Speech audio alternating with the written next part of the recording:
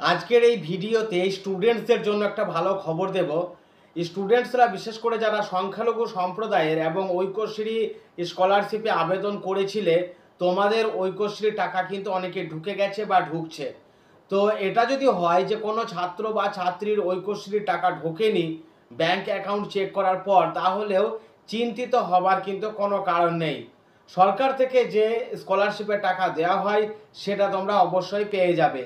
এবং কোনো সমস্যা যদি হয়ে থাকে তাহলে তার সমাধান কি করে করবে সে বিষয়ে আমরা কথা বলেছিলাম বীরভূম জেলার সংখ্যালঘু দপ্তরের এডুকেশন সুপারভাইজার মোহাম্মদ ইমরান আলী সাহেবের সঙ্গে। তিনি যে পরামর্শটা দিচ্ছেন একবার শুনে নিই। আসসালামু আলাইকুম। আমার প্রিয় ছাত্রছাত্রীদের অগ্রিম ঈদের শুভেচ্ছা, রমজান মুবারক।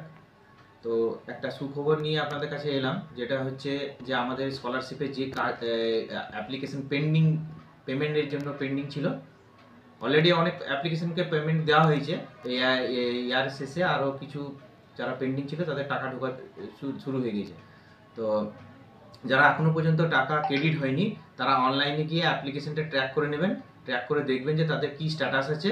সেই স্ট্যাটাস অনুযায়ী যদি টাকা না পেয়ে থাকে তাহলে আপনারা শীঘ্রই আমাদের মাইনরিটি অফিস সিউড়িতে যোগাযোগ করবেন।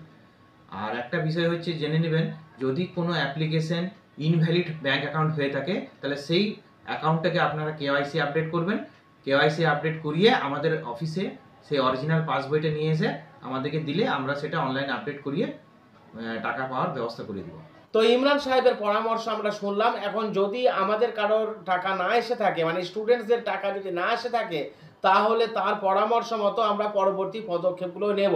এখন ঘটনা হলো, এই ভিডিওতে বীরভূম জেলার এডুকেশন সুপারভাইজার সংখ্যালঘু দপ্তরের ইমরান সাহেব বললেন এটা ঠিক। অন্যান্য জেলা থেকে যারা দেখছেন তাদের নিজস্ব যে জেলা পড়ছে, অর্থাৎ ইনস্টিটিউশনটা যে জেলার, সেই জেলার সংখ্যালঘু দপ্তরের যিনি এডুকেশন সুপারভাইজার আছেন তার সাথেও যোগাযোগ করতে পারবেন।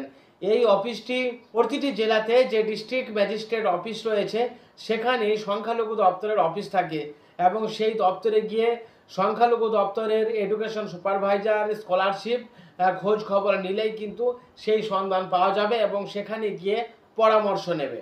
স্টুডেন্টদের স্বার্থে এই ভিডিওটি সকলের কাজে লাগবে। প্লিজ তোমরা সবাই দেখো এবং শেয়ার করে দিও। আর গঠনমূলক সমালোচনা করবে, কেমন লাগলো জানাবে কমেন্ট বক্সে। নমস্কার।